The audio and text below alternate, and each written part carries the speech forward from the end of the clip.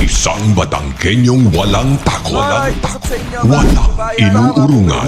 Umabot ng 1 year, nagsara na. Jake Magnus. Jake Magnus TV nga po pala, isang Batanggenyong walang kinakatakutan at walang inuurungan sa paghihimay ng mga napapanahong balita dito sa ating bayan. Basta nasa katotohanan at tama ka, handa kang ipaglaban at kakampi ng mamamayan. Jake Magnus. So ngayon, punta naman po tayo sa usapin ni Kibuloy. Kasi alam naman natin, siya yung nagpakahirap makalagap ng mga pirma para maisalba etong si Kibuloy, mga kababayan. At alam din naman po natin, mga kababayan, na siya po yung nagpakahirap na mag-object, na ma-contempt etong si Kibuloy. So ngayon, mga kababayan, play na po natin. Pastor Kibuloy from the court, from Davao and Pasig RTC. So, will you advise na po kay Pastor Kibuloy, considering na korte na po yung may arrest warrant na sumuko na po siya? Yan naman po lagi ang ating panawagan sa ating mahal na kaibigan at mahal na compatriot kay Pastor Kibuloy na total ito po ay nasa korte na. Mas maganda po sana na makapagpakita na siya.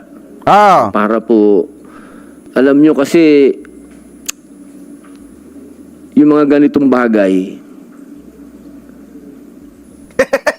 katulad nung una kong interview sa inyo, Napapapikit na lang si Senator Padilla, hindi na alam kung anong sasabihin eh. Pero isa yung maliwanag dito. Talagang tablado na si Kibuloy kay Senator Padilla kasi pinasusuko na eh. Pinasusuko na ni Senator Robin Padilla etong si Pastor Apollo C. Kibuloy. At sinasabi ni Senator Padilla na dapat harapin na ni Pastor Apollo C. Kibuloy, mga kababayan, yung kanyang kaso. Kasi unang-una nasa korte na naman nga, mga kababayan eh. At di ba nanawagan na itong si Pastor na dalahin sa korte. Ngayon, nung nasa korte na, pinagtataguan niya pa rin. Kaya dapat, sa lalo't madaling panahon, harapin niya na, mga kababayan, yung reklamo laban sa kanya. I-play pa natin. sana naiwasan yung mga ganito na Yan. mga ganap. Pwede namang ginawang matahimik. Eto tayo ngayon. Dagdag budget na naman ito sa mga kapulisan, sa kasundaluhan. Siyempre, may task force, hulihin si Pastor Kibuloy. Hindi lahat ito pabor sa kaban ng bayan. Sana. Pero nandyan na yan. Meron ng operation. Sana lang nagdasal po tayo na walang mangyaring violent. Sana maging mapayapa. Kung susuko si Kibuloy ng mapayapa, mga kababayan, ito yung may assured ko sa inyo. Ano po, as a vlogger, ina-analyze natin itong ni Kibuloy. Habang ina-analyze natin to, ito yung isang nakikita ko. Kung susuko si Kibuloy ng mapayapa, walang mangyayaring violent sa kanya. Pero, what if kaya kung etong si Kibuloy, saktong nakita ng ating mga otoridad, tapos may mga kasama siya mga bataan, at yung mga bataan niya, mga kababayan, nanlaban. Ibig sabihin, na kay Kibuloy naman po ang bola eh.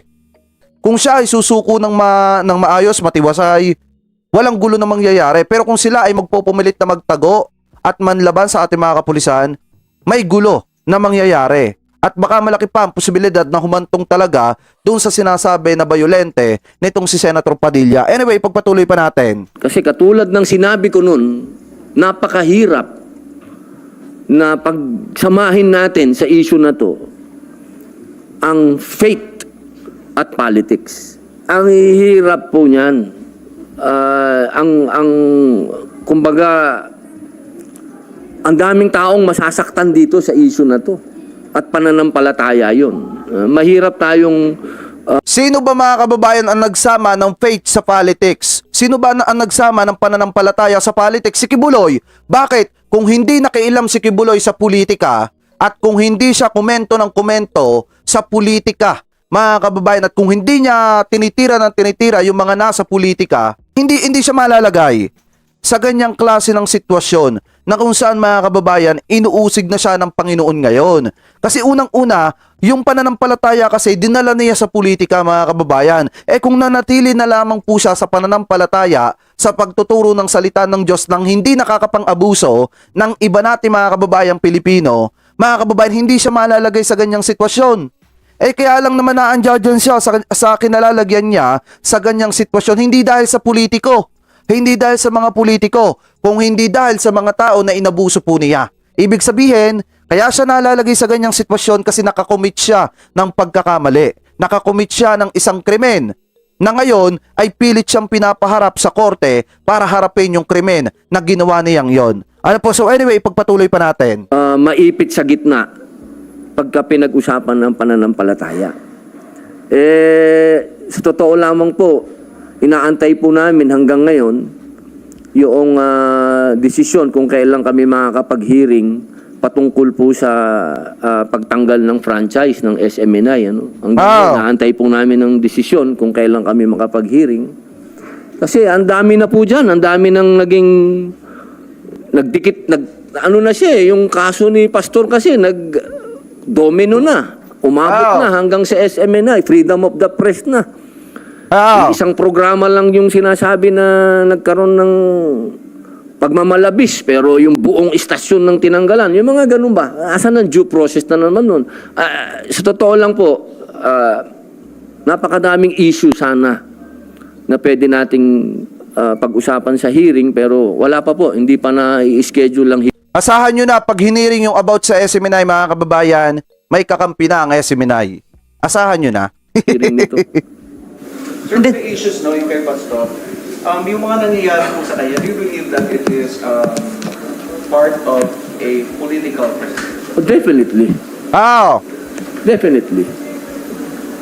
Kaya sana nga, ang pakiusap ko, wag natin, kung politika ang issue natin kay Pastor, wag natin idama yung religion. Kasi wag, never nating itatouch ang religion. Nakakatakot yan na pakialaman natin. Si Sen. Lisa Manila yung statement asking yung PNP to revoke yung mga gun licenses na naisip pa yung Pastor. Kasi may mga followers siya supposedly na nagpo-post sa social media na handa sila magpakamatay para hindi maaari. Yun ang nakakatakot dun, sir, eh. Yun ang mga sinasabi ko, eh. Kasi pag pinag-usapan natin ng faith kasi, dyan mapupunta yan. May mga fanatics tayo na hindi natin maiwasan. Tama, kaya ang payo ko dun sa lahat ng mga religious mga kababayan, much better, na magstay na lang kayo dun sa pagtuturo ng salita ng Diyos. Kaysa yung laging papasukan ninyo ng papasukan yung politics, katulad ng ginagawa ni Kibuloy. Mga kababayan, marami dyan, may mga pare na nakikialam, di ko naman po nila lahat.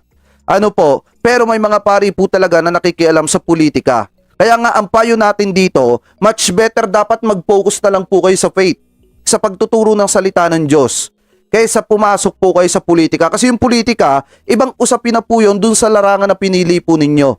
Kaya much better talaga mga kababayan, mag-focus na lang sila sa pagtuturo ng aral ng Biblia. So anyway, ipagpatuloy pa natin.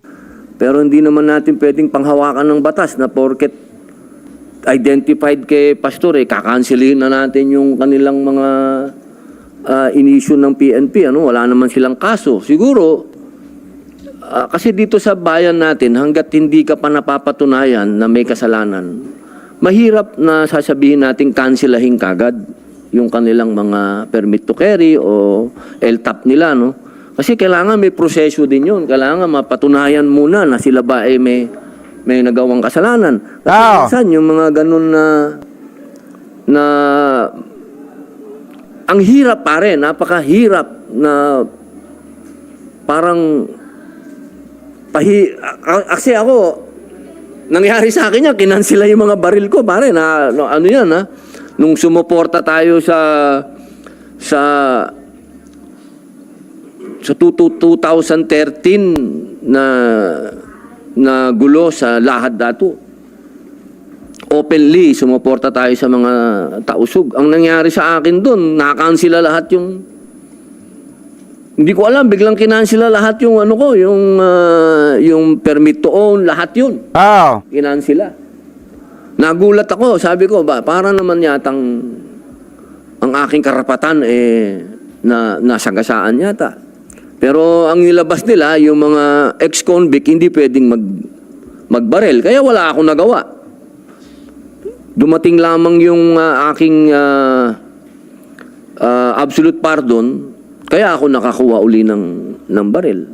Pero sabihin, sana yung mga ganitong bagay, wag na nating palakihin ba? Yung mga supporter ni Pastor, natural lang di silang makapagsalita dahil sa kanila, pakiramdam nila,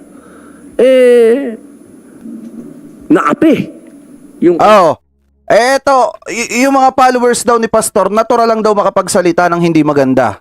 Or natural makapagsalita ng kung ano man salita yung tinutukoy ni Senator Padilla dahil naapi daw po, pakiramdam nila naapi. Paano naman yung mga tao na nakikisimpatya at sumusuporta dun sa mga sinasabing naapi ni Pastor Apollo C. Quiboloy? So karapatan din naman na magsalita ng mga taong yon. Ano po katulad natin na sumusuporta dun sa mga sinasabi na inabuso nitong si Pastor Apollo C. Quiboloy? Natural, alangang hayaan na lang natin yon. Mga kababayan, at isipin na lang natin na may pera naman na itong si Quiboloy, may kapangyarihan, kaya mananahimik na lamang po tayo. Hindi naman po pwedeng ganun. Ano po mga kababayan, ipagpatuloy pa natin. Kanilang pastor. Wag lang sana, pakiusap lang natin dito sa mga kaibigan natin, maging kalmado po kayo. Hindi Kasi pag pinalampas nila dito mga kababayan, ito ay pagpalagay natin, pag pinalampas nilang SMNI dito, ito tatandaan to ng lahat ng mga media. Maniwala kayo sa akin mga kababayan, lalo na ng ABS-CBN. Bakit? Kasi nung natanggalan ng prangkisa ang ABS-CBN, walang kahit na sinong senador ata ang umano nun, mga kababayan, na nagsasalita ng katulad nitong kay Senator Padilla. So ngayon, kung sakali na etong SMNI ay makalusot sa Senado, asahan nyo na, pagka may pagkakataon na dumating na merong mga media or mga media network yung matatanggalan ng prangkisa at ihihiring nyo dyan sa Senado, pagtatawanan na lang kayo. Ano po, so ipagpatuloy pa natin. solusyon ang karahasan. At tandaan po natin, si Pastor ay lingkod ng Diyos at ang kanya pong dinadanas ngayon isang pagsubok. Pagsubok sa kanyang pananampalataya at sa pananampalataya ng tinatayuan niyang relihiyon. Diba dapat mga kababayan, kung iisipin ninyo, taong bayan na nagluklok kay Senator Padilla, dapat ang iniisip mo kapakanan ng mga kababayan natin Pilipino na nagluklok sa'yo. Hindi yung hindi yung sana nasa maayos si Pastor, sa natural na makapagsalita ng yung mga ni Pastor, kasi naapi si Pastor, pakiramdam nila naapi. Paano naman yung mga sinasabing mga bata na ni Pastor? Paano naman yung mga sinasabing mga kababaihan na pinagsamantalahan ni Pastor? Paano naman yon, Senator Padilla? Kababayang Pilipino din natin yon na isa sa nagluklok sa'yo. Paano naman ang komento mo doon? Hindi pwedeng laging kay Pastor yung pabor ng komento mo. Dapat nasa mga kababayan din natin, tingnan mo din kami na nagluklok sa'yo, Senator Padilla. Diba? So anyway, pagpatuloy pa natin. At isang bagay ito na nagpapatunay na kapag malapit tayo sa pagsubok, ibig sabihin malapit tayo sa Diyos. Kaya siguro po, ang gawin na lang natin, manalangin tayo ng kapayapaan. Kung ano man ang mangyari, sumurrender man si Pastor o mahuli, sana walang karahasan na mangyari. Sir, when you say setting aside politics, do you mean we have to simply ignore the complaints of the victims of Quiboloy? What is that amount to condoning his illegal activity? Ay, hindi po. Huwag po natin i-ignore, dahil ito po ay ang pakiusap po natin, pag-usapan po ito sa korte. Kasi sa korte po, yan hindi may impluwensyahan yan ng tinatawag natin politically motivated cases. Kasi alam naman po natin na yung ganitong bagay, hindi natin maiiwasan na magkaroon ng kulay politika. Kasi alam naman natin yung mga naganap noong panahon ng administrasyon ni Pangulong Rodrigo Roa Duterte at sa administrasyon ngayon. Siyempre, hindi naman po tayo mga bulag. Alam naman natin yun na number 1 na supporter ni Pangulong Rodrigo Roa Duterte, si Pastor Quiboloy. Number 2, lumaban yan sa mga NPA, sa mga komunista.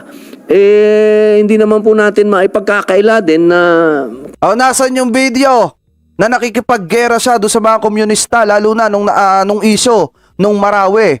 Nasan yung video ni Pastor Apollo C. Kibuloy? Wala ka tayong nakita. So paano nakipaglaban sa mga komunista? Diba ipagpatuloy pa natin? karamihan sa mga sumusuporta ng laban kay Pastor Kibuloy, may kinalaman sa politika. Sir, nag-encourage kayo na sana maraming pumasok sa military reservice. Recently, nag-oath-taking si Senate President Subiri bilang Army Reservist. At sabi niya, nangihikayat na rin siya sa marami na mag-enlist kasi nga because of the situation and at the same time para prepare tayo in case may mga calamities. Ano po ako, sa katunayan, napag-usapan na po namin yan ni SP. At So eto mga kababayan, ibang usapin na yung tinatalakay ni Senator Padilla. Eto maliwanag naman dito mga kababayan kung saan yung ano ni Senator Padilla. Ano po dito sa kaso ni Kibuloy at sa issue ng West Philippine Sea mga kababayan. So maliwanag din na sinabi niya dyan na hindi na naman kailangang paimbestigahan pa or ipatawag pa itong si dating Pangulong Duterte sa Senado. Mag-usap na lamang daw po si PBBM at saka itong si dating Pangulong Duterte. So ngayon mga kababayan, punta naman po tayo dito sa last topic po natin. Eto, pag-usapan naman po natin mga kababayan, etong last topic po natin na kung saan nakita ko ito sa mga kasamahan po nating vlogger. Etong issue ng Polvoron issue ni Maharlika. Ngayon maliwanag pala mga kababayan kung saan nakuha ni Maharlika yung issue ng Polvoron. Ano po, kung sino yung nagpaumpisa ng isyong yan para masira po si PBBM. Maliwanag mga kababayan at ngayon, maliwanag din na yung Polvoron issue mga kababayan na ginagamit na panira kay PBBM, talagang malaki yung epekto na napapasama daw yung mga Duterte. Sabi ng mga vlogger nitong si dating Pangulong Duterte. So ngayon, ito pakinggan po natin. Etong nangyayaring bardagulan sa pagitan ni Maharlika at saka ni Banatbay. So ngayon, pakinggan muna natin itong sinasabi ni Maharlika, mga kababayan, about dito sa Polvoron issue, kung saan niya napulot at dinugtungan niya na, ginawa niya ng series, mga kababayan. So ito, i-play po natin itong kay Maharlika. Sabi niya kasi dito, Polvoronic issue. Si Duterte ang nagpasimuno nito. Oh. Narinig nyo kanina, sinalampak ko lang itong mismong galing sa PIDEA. maliwanag mga kababayan. Sinabi ni Maharlika na yung Polvoron issue, si Duterte ang nagpasimula. Ibig sabihin, nung sinimula ni Duterte yan, dyan siya nakakuha ng idea. Ano po, nadugtungan yung istorya, gawing series. April na nga ngayon, wala pa yung video. Mga kababayan, hihintayin natin yung John. Pag wala pa ng John, wala talaga yung video yan. Ibig sabihin, niloko lang talaga ang sambayan ng Pilipino ni Maharlika at pinagkakitaan yung pagbibintang nila kay PBBM. Eto maliwanag ha, si Duterte ang nagpasimula at dinugtungan niya lamang daw po. Eto i-play pa natin. O tanginan nyo, PIDEA leaks. Oh, sabi ni SAS. Play pa natin ang isa pa. Polvoronic issue. Si Duterte ang nagpasimuno nito. Narinig nyo kanina, sinalampak ko lang itong mismong galing sa PIDEA. O tanginan nyo, PIDEA leaks. Oh, sabi ni SAS. Oh. 'Di ba mga kababayan?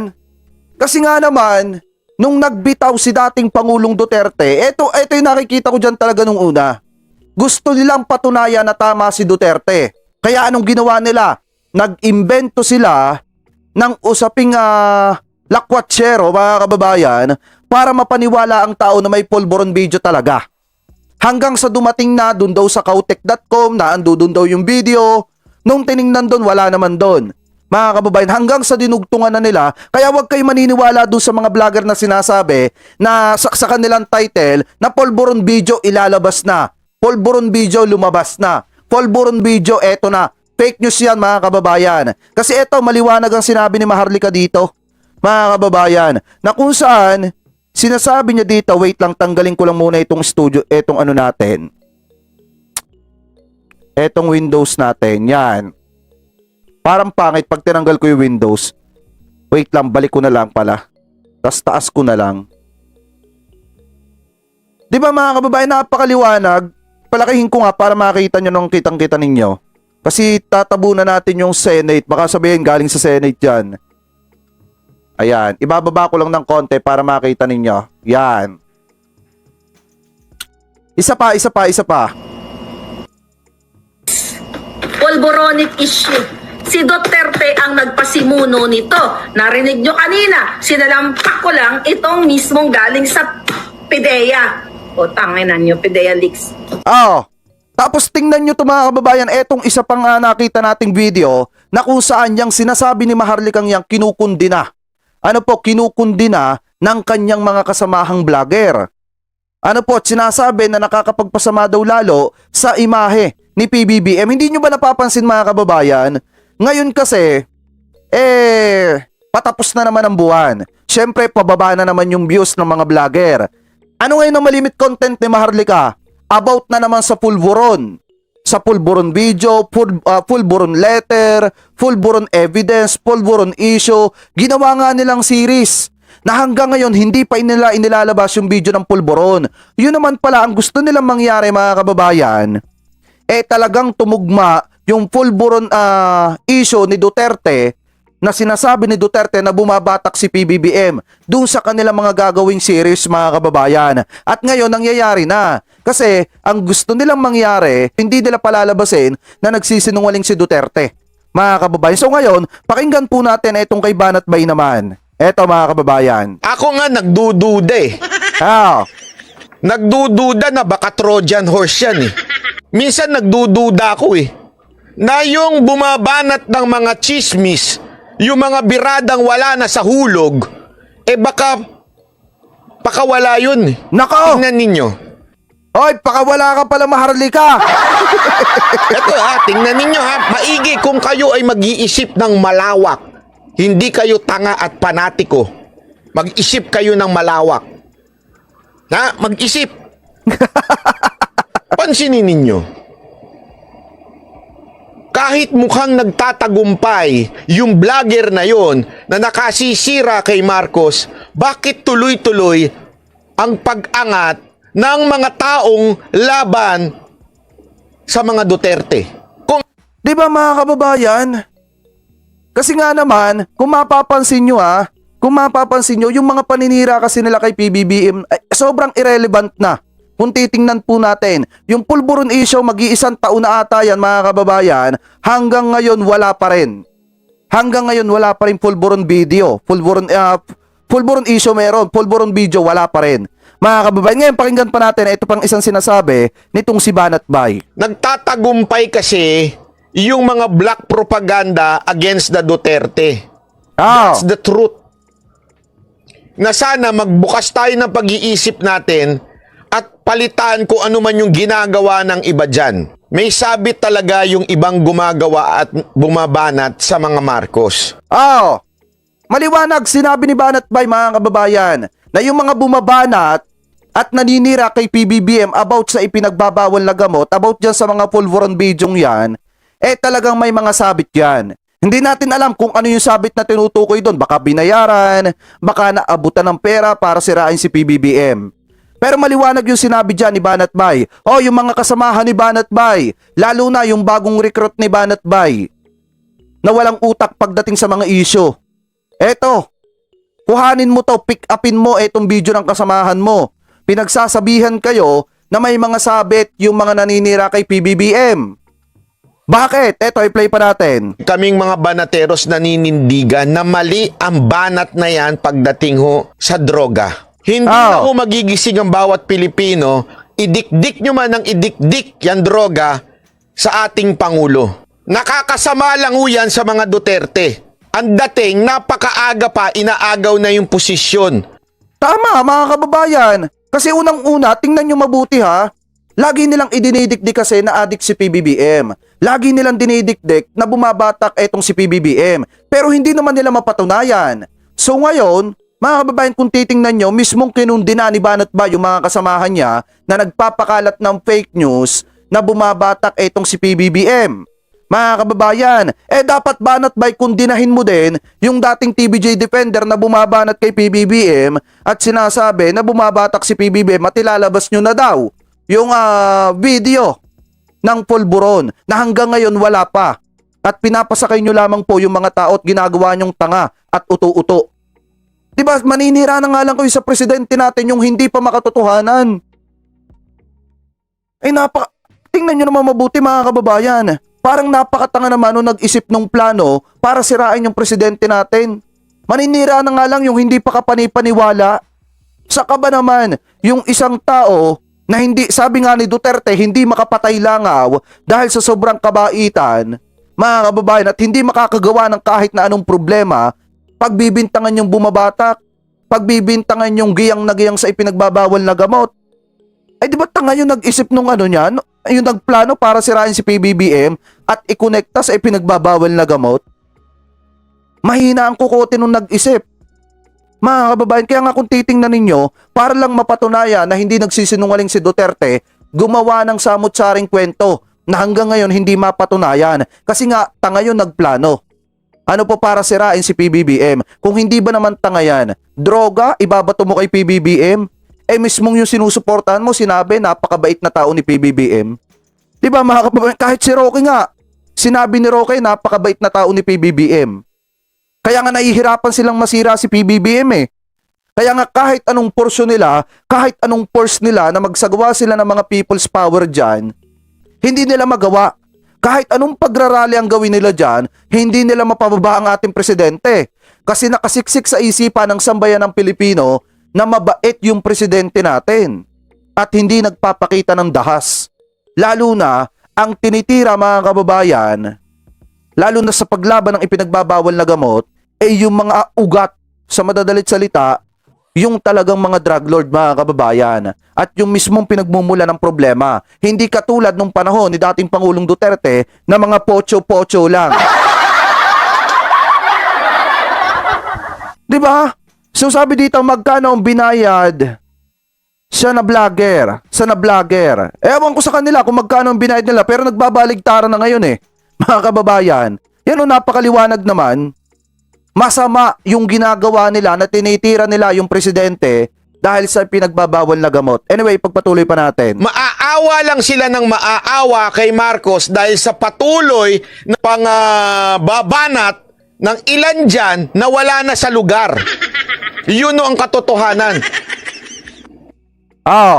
Napakaliwanag. I-play pa natin. Nagtatagumpay kasi. Wait lang, basahin ko muna yung komentong ito. Sabi ni Tekal Amuged, huwag kayo maniwala diyan sa pulburon video. Hindi yan totoo. BBM din ako. Kaso ang tunay dito na issue ay ang pagtaas.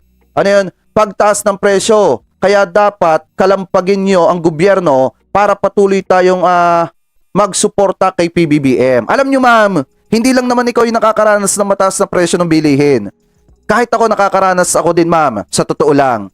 Alam nyo, hindi kasi porket vlogger kami, maganda yung pamumuhay namin. Unang-una ma'am, kung makikita nyo, gabi tayo nagbablog, gabi tayo nagla-live. Minsan, swerte natin kapag nakapag-live tayo sa umaga. Kasi tayo nagta-tricycle driver tayo mga kababayan. Hindi ko kinakahiya yan. Kasi yan yung nakakatulong sa pang-araw-araw natin. Kung titingnan nyo mga kababayan mas pinili kong magtrabaho kaysa magreklamo. Sa totoo lang po, mataas yung presyo ng bilihin. Yung mataas na presyo ng bilihin, sinasabing 20 pesos na bigas na pangako ni PBBM, mataas na presyo ng kuryente, at tubig na binabayaran pa rin hanggang ngayon, ibabato yan lahat kay PBBM, sa gobyerno ni PBBM. Ma'am, ngayon, kung hindi natin lalawakan yung pangunawa natin, at hihintayin lang natin sa bahay natin yung pagbaba ng presyo ng bilihin, kahit 10 taon kayo maghintay dyan, kahit si Sara yung maging presidente, kahit pa si Tulfo, o kahit na sino pa mga kababayan, ang maging presidente at pumalit kay PBBM, mahihirapan po talaga silang pababain ng presyo ng bilihin. Lalo na po mga kababayan, patuloy po ngayon yung pagtaas ng presyo ng bilihin, lalo na maging sa ibang bansa. Mga kababayan, hindi lang naman sa bansang Pilipinas, mataas ang presyo ng bilihin. Maging yung mga kababayan nating OFW, tanungin po natin ngayon, ang sasabihin nila, kahit sa bansa nila, mataas ang presyo ng bilihin. Nasa sa atin na lamang po mga kababayan, kung paano natin paghihirapan yung mga bagay para makabili tayo ng sapat na pagkain na ihahain natin sa hapagkainan. Ano po mga kababayan? Ngayon kung titingnan po natin, hindi ako nagrereklamo sa pagtaas ng presyo ng bilihin, pero since sumusuporta nga tayo sa gobyerno, pinagkakatiwalaan natin ng gobyerno na pagdating ng susunod na taon, 2 taon mga kababayan, magbababa na po yan. Kasi mga kababayan, nung panahon ni Duterte, mataas din naman ang bilihin. Mas lalo pang ang nagtaas nung panahon ng pandemya, mga kababayan. So ngayon, yung pagtaas ng presyo ng bilihin, hindi natin pwedeng isisi kay PBBM yan. Kasi nung panahon ni Pinoy, panahon ni Duterte, talagang mataas mga kababayan yung presyo ng bilihin. So nasa sa atin na lamang po yun kung paano natin gagampanan mga kababayan yung pagiging Pilipino po natin at kung paano natin dodoblehin yung sipag po natin para makabili po tayo ng pagkain na ihahain po natin sa pagkainan.